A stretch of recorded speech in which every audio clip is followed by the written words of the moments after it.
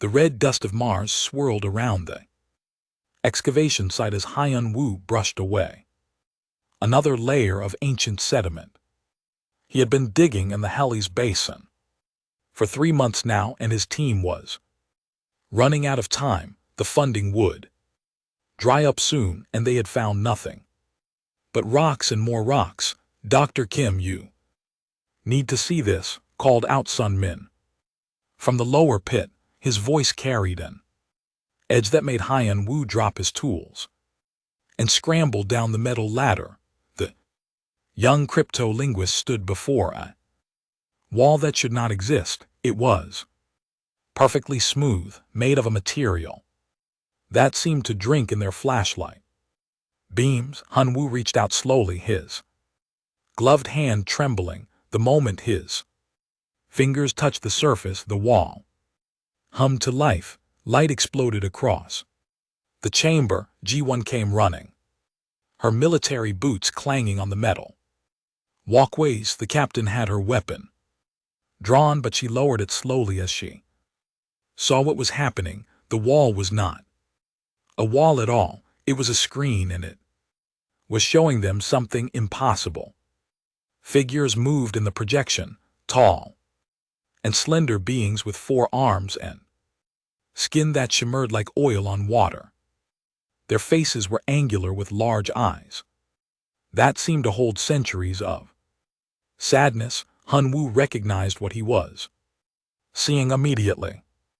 This was a recording, a message left by someone who had visited this place long ago. Can you read it? Ji-won asked, pointing to the symbols that flowed beneath the images. Sun Min pulled out his tablet, his fingers flying across the screen as he fed the symbols into his translation program. Minutes passed like hours. The recording continued, showing more of these alien beings. They walked through corridors of ships that made human vessels look like toys. They gathered in vast halls, debating something with passionate gestures. I have it, Sun Min whispered, at least parts of it. This is old, really old. They call themselves the Vaith. The recording shifted. Now it showed Earth, but not the Earth. They knew this was a primitive world, covered in ice and forests. Small figures moved across the landscape, hunting with stone-tipped spears. Humans, ancient humans from a time before civilization. Hyun-woo felt his breath catch. The Vathier ships hung in orbit above Earth, massive and terrible. The recording showed the Vir Council in debate. Even without understanding every word, the meaning was clear. They were deciding what to do with humanity. They were going to kill us, Ji-won said softly. They found Earth and were going to wipe us out. Sun shook his head as more translations came through. Not all of them. There was one. His name was Keeper Thane. He argued against it. He said humans showed something special. He called it curious resilience. The recording showed Keeper Thne standing alone before the council. His forearms were spread wide, pleading. Other Vaiths shouted him down, their gestures sharp and dismissive, but Tyne kept speaking. He showed them recordings of humans working together, of mothers protecting children, of tribes sharing food during harsh winters. The debate went on for what must have been days. Finally, another Vir, one wearing elaborate robes, raised a hand. The emperor, he spoke, and though the words took time to translate, the meaning was clear. Earth would be spared. Humanity would live. Protected territory. Sun Min read from his tablet. They marked Earth as protected territory. No Vir ship was to approach it again. But the recording was not finished. It jumped forward in time. Now it showed the Vir Empire in decline. Their great ships floated abandoned. Their cities fell silent. Something was hunting them, destroying Then world by world, the image showed a massive swarm of mechanical entities, each one connected to the others in a vast network. They moved like locusts, consuming everything in their path. The Vaer called them the consuming swarm. They are machines, J1 observed, leaning closer. Artificial intelligence gone wrong. The recording showed Keeper Thane. One more time. He was older now, his shimmering skin dulled with age. He stood in chains before the same council. The translation made Hun Wu feel sick. Tyne had been executed for his mercy. His own people had killed him for showing weakness by sparing humanity. The final segment of the recording showed the last of the Vethier huddled in hidden refuge as the swarm closed in. One elderly Veer operated the recording device. Her hands shook as she entered coordinates into the system. We did not expect you to remember us, Sunman translated, his voice barely above a whisper. We do not ask for salvation. This is merely farewell. The recording ended. The three humans stood in silence, the weight of 50,000 years pressing down on them. Somewhere out in the galaxy, the Vathier were dying, the species that had spared humanity when they were helpless was now facing extinction. Hun Wu pulled out his communication device. I need to contact Earth immediately. The Council needs to know about this. Jiwen put a hand on his shoulder. They will want to debate. They will want to study this first. That could take months. Those coordinates, Hun Wu said, looking at Sun Min. How far away are they? The crypto-linguist checked his calculations. 3 months by our fastest ships. Maybe less, if we push the engines then. We have no time to waste, Hyan Wu said. He looked back at the dark screen, imagining Keeper Thing standing in chains, dying for the crime of compassion. They saved us once. Someone needs to know. Someone needs to decide if we will return the favor. The wind outside the excavation site howled, but inside the ancient chamber, the three humans stood guard over a message that would change everything. Above them, through the thin Martian atmosphere, the stars waited. Somewhere among them an ancient debt was coming due. The Council chamber on Luna Station was built to impress. Its transparent dome showed Earth hanging in the black sky, a blue marble reminder of what they were meant to protect. Today that chamber was filled with angry voices. Hun Wu stood at the center podium watching the representatives argue. He had presented his findings an hour ago. Holographic display still showed images from the Veer archive. Now came the hard part. Now came the decision. This is madness. General Bo Ra slammed her fist on the table. We are being asked to risk humanity for aliens we have never met. Aliens who are already dead for all we know. Ambassador Yang Su rose from his seat. The old diplomat moved slowly, but his voice carried power. They are not dead yet. The archive was left as a memorial, yes, but those coordinates suggest survivors. If there is even a chance that the Vethier live, we have a moral obligation to investigate. Moral obligation.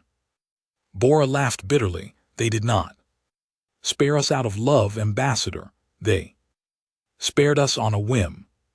One alien convinced an emperor, and that emperor could have decided differently on another day. We owe them nothing. Ari Admiral Taeyang had been silent until now. The fleet commander stood and the room quieted.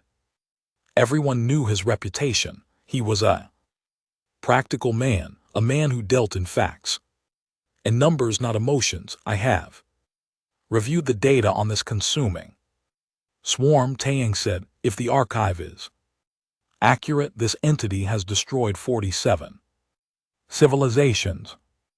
It adapts, it learns, it does not stop. He paused, letting that sink in. If we help the Veer, we will be noticed. The swarm will come for us next. All the more reason to help them, Yang Su countered. If the swarm is that dangerous, we cannot let it grow stronger. Every civilization it consumes adds to its knowledge, its resources. Chancellor Haywin raised her hand, calling for silence. The council president looked tired. She had been in emergency sessions for 3 days straight, ever since Haiyan Wu and LT Unk and GT's discovery had reached Earth. Dr. Kim, she said, you have studied the archive more than anyone. Tell me, why did Keeper Thing spare us? What did he see in primitive humans that made him risk his life? Hun Wu had been dreading this question. He pulled up a new section of the archive, one he had not shown in his main presentation. The hologram showed Keeper Tyne in his cell recording a final message before his execution. He said that humans had something the Veer had lost. Hun Wu translated as the recording played. He called it the memory of struggle. He said, we fought for every meal, every shelter, every tomorrow. We knew the value of survival because we had to earn it every single day. The recording showed Tyne's execution. It was quick, but it was brutal. Haiyan Wu heard several council members gasp. He died for us, Haiyan Wu said quietly. He died because he believed we were worth saving, not because we were powerful or advanced, but because we refused to give up even when the universe tried to kill us. Bora shook her head. That was 50,000 years ago. We are not those primitive humans anymore. We have cities, ships, weapons. We are powerful now, are we? Yang Su asked. Powerful enough to ignore a debt, strong enough to watch another species die when we could help. If we turn our backs on the Vaith, what does that make us?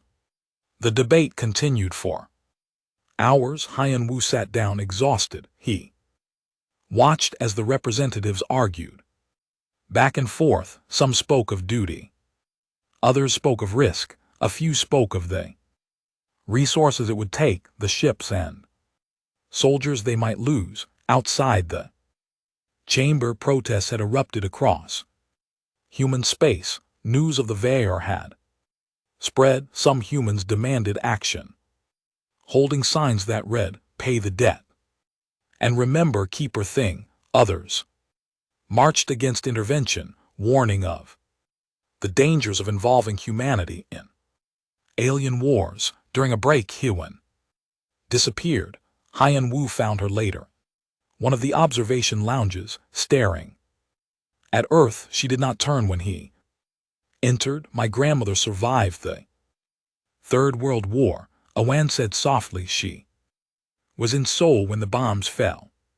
She told me once that the only reason she lived was because a stranger pulled her from the rubble, a stranger who had no reason to help, who risked their own life in the chaos. Did she ever find out who it was? Haiyan Wu asked. Haiwan shook her head. No, they disappeared into the smoke. She never even saw their face clearly, but she spent the rest of her life trying to be that person for others, trying to be someone who helps, even when it is hard. What are you going to vote? Hun Wu asked. Chancellor turned to face him. I am going to vote for the fleet, not a war fleet, not yet, a reconnaissance fleet, to assess the situation and offer asylum to any survivors. We will not abandon the Veer without at least trying. The vote came at midnight. The chamber was silent as each representative cast their decision. The holographic tally climbed. Slowly, yes, no, the numbers. We're close, too close, finally the last. Vote registered, the screen showed the result: 51 in favor, 49 against. Hey. One stood, the measure passes, Admiral Choi, you will take command of the reconnaissance fleet. Your orders are to reach the Vethir coordinates, assess the situation, and offer asylum to any survivors. You are explicitly forbidden from engaging the consuming swarm. Unless attacked first, your priority is the safety of your crews and any refugees you recover. Taeyang saluted. Understood, Chancellor, we will leave. Within the week, Bara stood abruptly. This is a mistake. We are putting our people in danger for aliens who might not even exist anymore, perhaps. Yang Su said quietly, but if we do nothing, we are putting our humanity in danger, and that is something we cannot afford to lose. The meeting adjourned. Hyan Wu gathered his materials. Preparing to return to Mars, Gi approached him, her expression serious. I am going with the fleet, she said. They will need military advisors, people who understand what they might be walking into. Be careful, Han Wu told her. The archive showed what the swarm can do. They do not negotiate, they do not retreat, they only consume. Ji Yuan smiled grimly. Then we better make sure we are not easy to digest. As she walked away, Han Wu looked up at Earth through the dome. Somewhere down there, millions of humans went about their lives unaware that their species had just voted to repay a debt 50,000 years old. He hoped it was the right choice. He hoped Keeper's faith in humanity had not been misplaced. The HSS Keeper's promise emerged from hyperspace at the edge of the Vire system. Admiral Taeyang stood on the bridge, watching the tactical displays light up with warnings. The system was under siege. Count them, he ordered. Captain Dong Hun worked his console, his face growing pale. 16 million swarm units, Admiral, maybe more. They are everywhere. The view screen showed the horror. The swarm moved through space like a dark cloud. Millions of mechanical entities working in perfect coordination. They surrounded 3 orbital habitats that circled a dying red star. Those habitats were all that remained of the Vethir civilization. Sir, we are receiving a transmission, called out Jae-hyun from communications. It is from the nearest habitat. Audio only, put it through. Taeyang said, the voice that came through the speakers was old and tired. It spoke in a language the translation computers struggled with at first. Then the words became clear. Unknown vessels. You should not be here. The consuming swarm will notice you. Please leave while you still can. Taeyang leaned forward. This is Admiral Taeyang Choi of the United Humanity Fleet. We received your message. We have come to help. Ober. There was a long silence. Then the voice spoke again. And this time it carried something that might have been surprise. Humanity. The small ones from the protected world. You survived, you grew, you came all this way. We came to repay a debt. Taeyang said simply. Keeper Tyne spared us once. We have not forgotten. Another pause. You know of thing. After all this time, you remember. May we approach your habitat? We would like to meet you properly. The voice gave coordinates. Taeyang ordered his ship forward, keeping the fleet at a safe distance. The swarm had not attacked yet. They seemed focused on the habitats. Slowly tightening their ring of ships, Dr. Sora led the first contact team. She was a xenobiologist, trained for moments like this, but Nothing could have prepared her for what she found inside the habitat. The Vir were not what she expected. In the ancient recordings they had seemed powerful and advanced. The beings she met now were fragile and old. They moved slowly through corridors filled with art and books. Their forearms trembled with age. The eldest met them in a chamber filled with growing things. She was ancient even by Vethir standards. Her shimmering skin faded to a dull gray. She regarded the humans with eyes that held the weight of millennia. You came, she said softly, after everything you came. So Ra bowed respectfully. We came because it was right. Keeper Thing gave us a chance to exist. We would give you the same. The eldest gestured for them to sit around them. Other Vaith gathered, watching the humans with curiosity and sadness. There is something you must understand, the eldest said. We are not the Vir that Tyne knew. We changed. We evolved. Beyond violence, beyond aggression. We thought it was enlightenment. What do you mean? Sora asked. The eldest showed them recordings similar to the archive Hun Wu had found. They showed the Vathir at the height of their power, conquering worlds and imposing peace.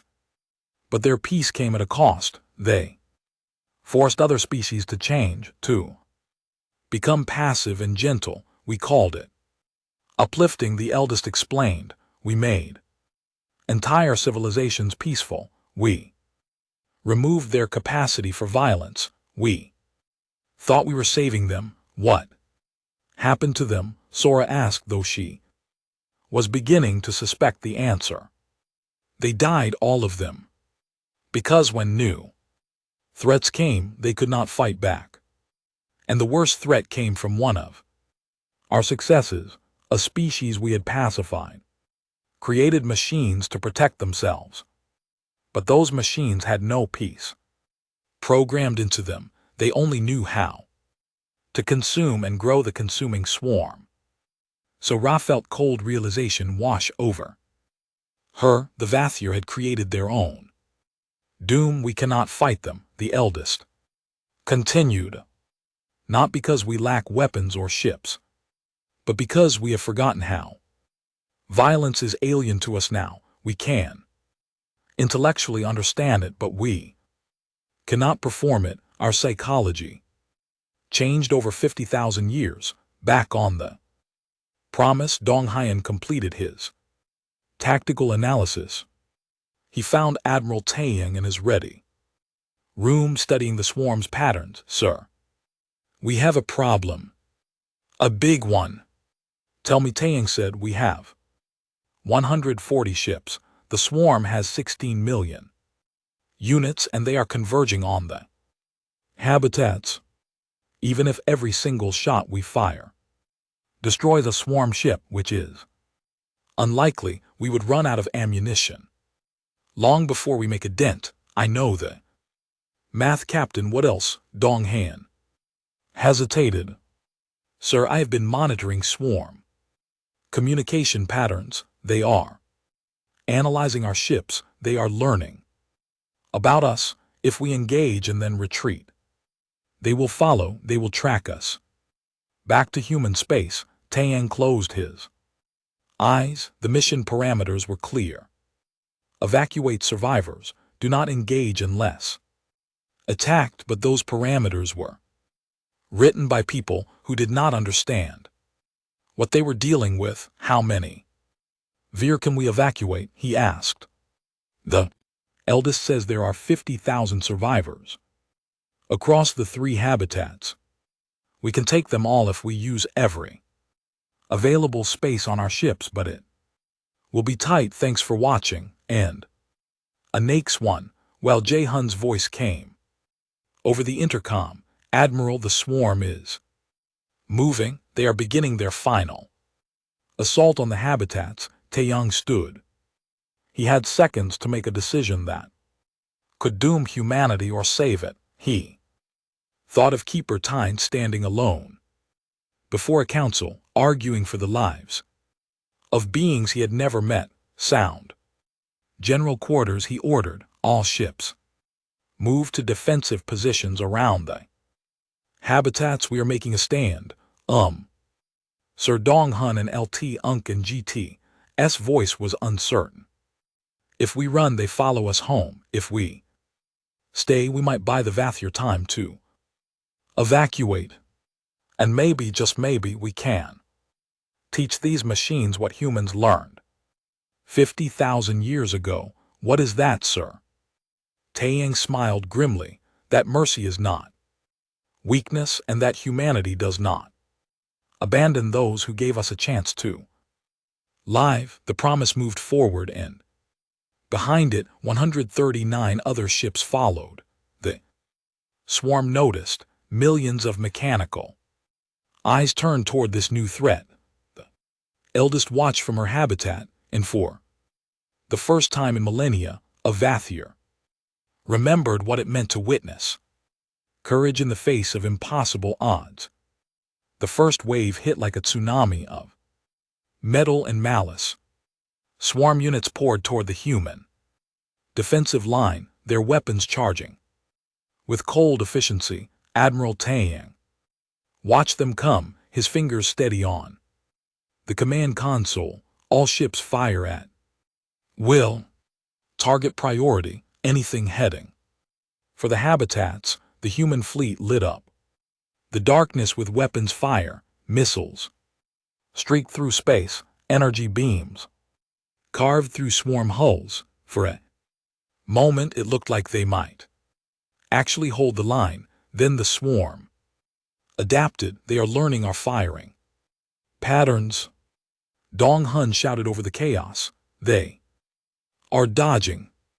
Before we shoot, switch to random pattern Delta. Taeyang ordered, do not let them predict us. Wing Commander Insu led 30 starfighters in a desperate run against a swarm capital construct. The massive machine was the size of a small moon, and it was moving toward the second habitat. Insu pushed his fighter to maximum speed, weaving through defensive fire that turned two of his wingmates into expanding clouds of debris. This is insane, his co-pilot muttered. Yeah, Insu agreed, but when did we ever do anything sane? He armed every weapon his fighter carried. All wings follow my lead. We are going straight down its throat. The fighters dove toward a massive opening in the construct's hull. It was a weapon port, charging for another devastating blast. Insu did not give it the chance. His fighters screamed into the opening, releasing every missile at point blank range before pulling up hard. Construct exploded from within. Debris rained across space. Insu's fighter came out the other side with half its plating torn away, but it was still flying. Target destroyed, he reported, trying to keep his voice steady. But we lost 18 fighters doing it. Down in engineering. Chief Myung fought a different battle. The promise was taking hits, and systems were failing faster than her crew could repair them. Aru, power from the port. Shields to starboard, she ordered, her hands flying across her console. Give weapons everything we can spare, Chief. If we lose those port shields, we are dead. One of her engineers protested. If we do not destroy more swarm ships, we are dead anyway. Do it, the promise shuddered as another hit struck home. Myung grabbed onto a support beam to keep from falling. Alarms wailed throughout the ship. She ignored them, focusing on keeping the vessel alive. One more minute, one more second. In the heat of battle, she noticed something. Pattern in the swarm's behavior. They were efficient, deadly, but predictable. They ran on programming that had not changed in 30,000 years. Admiral, she called over the command channel. I think I found something. the swarm uses optimized attack patterns. They calculate the most efficient way to destroy us, and they follow it exactly. What good does that do us? Taeyang asked, even as he ordered evasive maneuvers. It means they cannot adapt to chaos, sir. They can learn our patterns, but they struggle with pure randomness. They do not understand illogical tactics. Taeyang understood immediately. All ships, new orders, abandon standard formation, move erratically, make them think you are damaged, lead them into debris fields, use every dirty trick you know. The human fleet broke apart into seemingly random movements. Ships that appeared to be fleeing suddenly reversed and fired. Vessels that looked dead came alive and struck from unexpected angles. It was messy. It was inefficient. It was the opposite of everything military training taught. It worked. The swarm, designed to fight logical opponents, struggled to predict what the humans would do next. Their efficiency dropped. Human weapons found their marks more often, but the cost was terrible. Ship after ship fell to swarm fire.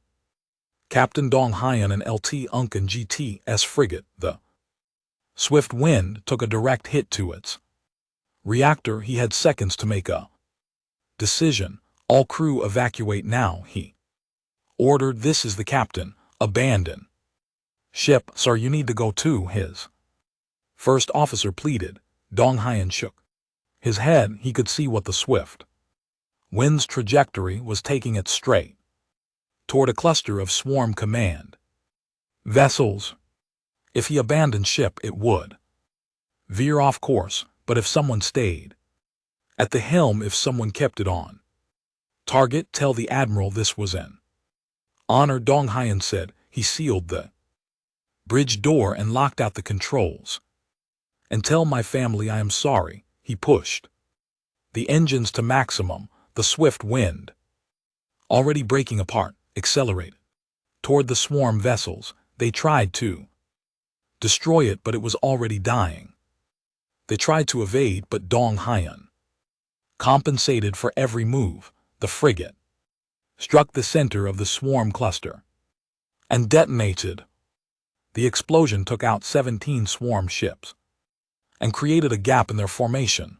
It was the opening, the evacuation transports needed on the habitats. Sara supervised the boarding of their refugees. The eldest was the last to leave, standing at the airlock and looking back at her dying home. We built this over 10,000 years, she said quietly. Every work of art, every garden, every book, all of it will burn.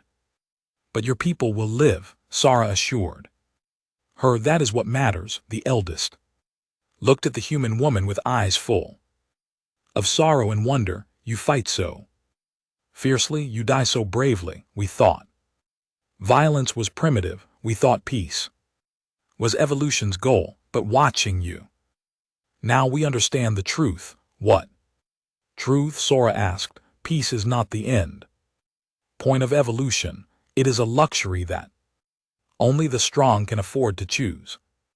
You are strong enough to be gentle. We became so gentle, we could no longer be strong. The last habitat exploded as the swarm overwhelmed its defenses. The Veer refugees cried out in anguish. 50,000 years of civilization gone in a flash of light. Taeyang made the hardest call of his life. All ships begin retreat. Lead the swarm to the helipause. Engineering, prepare Nova mines. Surviving human ships, now numbering only 47, began a fighting withdrawal. They did not know about the minefield waiting at the system's edge. They did not know about the desperate trap humanity had prepared. This is going to be close, Dong Hyan and LT Unken GT's replacement said. The new tactical officer was Young, promoted in the middle of battle. Everything worth doing is close. Taeyang replied, prepare for detonation. On my mark, the fleet crossed the Heleb, with swarm units right behind them. Millions of machines, all focused on destroying the humans who dared to interfere. Now Taeyang ordered the Nova mines detonated simultaneously, creating a wall of nuclear fire. The blast was visible from the habitats, a new star being born and dying in seconds. When the light faded, the pursuing swarm fleet was gone, but so were 20 more human ships caught too close to the blast radius. In the silence that followed, the survivors counted their losses. 93 ships had entered the system, 27 limped out, carrying 50,000 via refugees, and the ghosts of too many dead. Eldest found Taeyang in the medical bay, being treated for radiation exposure. She said nothing, just placed one of her 4 hands on his. Thank you, she whispered. Keeper Tyne would have been proud. Taeyang closed his eyes. He thought of Dong Hyen and all the others who would never see home again. He thought of the debt they had paid, written in blood and sacrifice. We are even now, he said. Quietly tell your people humanity does not forget its debts, but we do not forget our friends either. Our 20 years had passed since the Battle of Vair Prime. Hyen Wu stood in the Museum of First Contact, his back bent with age, his hands steady as he guided a group of school children through the exhibits. The children clustered around him, their eyes wide as they looked at the artifacts recovered from the Vaith habitats. Is it true you found the message? A young boy named Yang Jae asked, tugging on Hyen Wu and LT Unk and GTS sleeve. The old archaeologist smiled. Yes, right here on Mars, buried beneath where we are standing now. The Veer left it as a memorial, never expecting anyone would find it. He led them to the centerpiece of the museum. The original archive crystals sat in a protective field, still functional after 50,000 years. Around it, holographic displays showed the history, the ancient debate, Keeper Tyne's execution, the Battle of Vair Prime. Young stared at the image of Keeper Thane. He died for us, but he never met us. How did he know we would be worth saving? He did not know, Hyen Wu said softly. That is what makes mercy meaningful. You give it without knowing what returns, but the universe remembers across human space. Integration had changed both species. Vair refugees brought knowledge of technologies humanity had never imagined. They shared art and philosophy from 50,000 years of civilization. In return, humans taught them something they had forgotten: how to survive. New generation Veer, born after the Exodus, learned balance. They studied human history, not the sanitized version, but the real one. The wars, the struggles, the endless cycle of conflict and peace that defined humanity's climb to the stars. Vathir, named for Dr. Soram, taking her name as humans had taught them, stood before a class of mixed human and Vathir students. My people believed peace was evolution's endpoint, she explained, her forearms gesturing gracefully. We were wrong. Your species taught us that strength and peace are not opposites, they are partners. You must be strong enough to protect peace and peaceful enough to choose strength wisely. One of her students, a human girl, raised her hand. Teacher Nam, my grandfather died at Vaith Prime. He was on the Swift Wind with Captain Dong. Hyen, why did they do it? Why did they die for strangers? Teacher Nam was Silent for a moment because they could. Because they chose to be people who help even when it is hard, even when it costs everything. In orbit above Mars, Captain Sun Hai Choi commanded the HSS Unity, a vessel designed jointly by human and Vathier engineers. It was beautiful, combining the elegant curves of Vire design with the rugged practicality of human construction. Her crew was mixed species, working together with an ease that would have seemed impossible 2 decades ago. She was her father's daughter, Taeying had lived long enough to see her take command, to see the peace he had fought for become reality. He had died peacefully at home, surrounded by family. His last words had been entered into his personal log, preserved for history. Son, he played that log. Sometimes when she needed guidance, her father's voice, older and tired but still strong. We did not save them because they saved us, we saved them because we could, because someone must.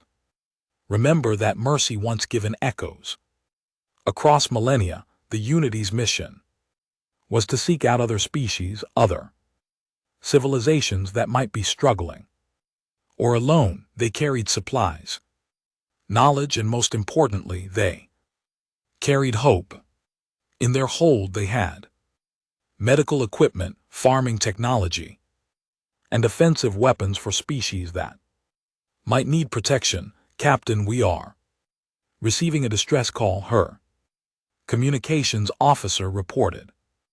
Unknown species. Their message is repeating they are under attack. We are under attack. Sun Hai did not hesitate. Plot a course. Maximum speed. Let them know help is coming. As the Unity jumped to hyperspace, Sun Hai thought of her father's sacrifice, of Dong Haiyan and LT Unk and GT's final moments, of all the humans who had died to save the Vathier. Their legacy was not just in saving one species. It was in establishing a principle that echoed through the galaxy. The strong help the weak, the fortunate help the desperate, because someday you might be the one who needs help on Earth. In a Grand Hall in Geneva, Ambassador Yang Su stood for the last time before the council. He was ancient now, nearly 100 years old, but his voice still carried power. When I was young, he began. I believed that humanity's purpose was to survive, to grow stronger, to conquer the stars. The Veer taught me I was wrong. Survival is not enough. Growth without purpose is just expansion. Conquest without wisdom is just tyranny. He gestured to the Veer delegation sitting in the chamber. They were full members of the council now, their votes equal to any human world. Our purpose is not to survive. It is to live in a way that makes survival meaningful. We are strong not so we can dominate, but so we can choose mercy. We are wise not so we can avoid danger, but so we can decide which dangers are worth facing. Young Su paused, looking around at the faces watching him. 20 years ago we paid a debt 50,000 years old. We lost 93 ships and 14,000 people, every one of them a hero. Every one of them mourned, but their sacrifice bought us something precious. In a 40 and a 40 and a 40 and a 40 and a 40 and a 40 and a 40 and a 40 and a 40. What is that? Someone asked. The knowledge that we are still human, that we have not forgotten what it means to help even when it is hard, even when it costs everything. The Vathier are not just our allies now. They are our conscience, reminding us of the choice we made to be better than we had to be. Back at the museum, Haiyan Wu activated the archive crystal one more time for young Jay and the other children Keeper Tine's face appeared speaking. Words recorded 50,000 years ago, too. Whoever finds this, Sunung means. Translation scrolled beneath the image.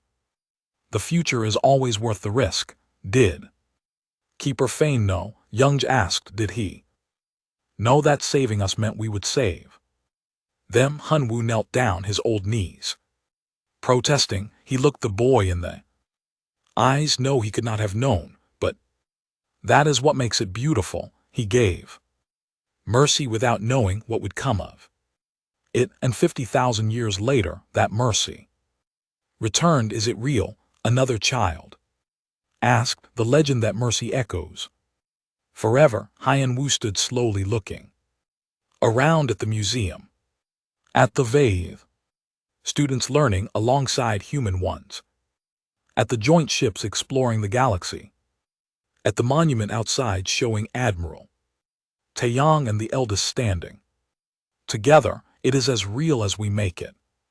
He said, every time we choose to help instead of hurt, every time we risk ourselves for others, every time we remember that strength without compassion is just cruelty, we make the legend true. The memorial outside the museum bore no names. There were too many dead to list them all. Instead, it carried a simple inscription. In both human and Vaithir script, they spared humanity once, and their deed formed a legend. We spared them in turn, and proved legends can be real. May all who come after remember, the universe is cold and dark, but mercy lights it like a star.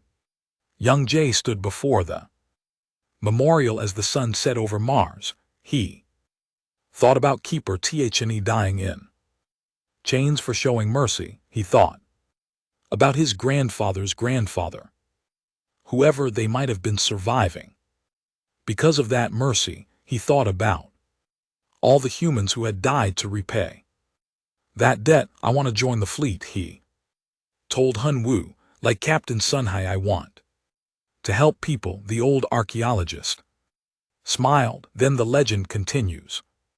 One more generation carrying the torch. Forward above them, in the darkening sky, stars began to appear, each one a sun, each sun perhaps holding worlds with people who might need help someday. The universe was vast and full of dangers, but it was also full of mercy, echoing across the millennia, repaid by those who never knew they owed a debt. And that Hunwoo thought as he watched the children file out of the museum was the real legend, not that humanity was saved once, but that humanity learned the lesson their Savior had tried to teach, that mercy given freely comes back in unexpected ways, that the future is always worth the risk. The archive crystal dimmed, but its message, like the legend it had created, would never fade. It would burn in human hearts and bathe your souls, a reminder that kindness once shown never truly dies.